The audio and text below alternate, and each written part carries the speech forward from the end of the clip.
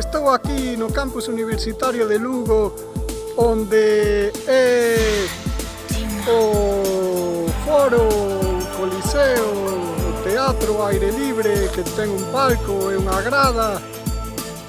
Puxéronlle unha gaiola para drones, o que nos quita o espazo para representacións e exposicións, tanto de estudios como artísticas. Queda a grada en desuso, a grada do foro, a grada do anfiteatro queda en desuso completamente por esta gaiola que nos priva de acceder ao palco. Isto é unha proba máis do criminal que é a Deputación, que deixou aí o seu selo da construción.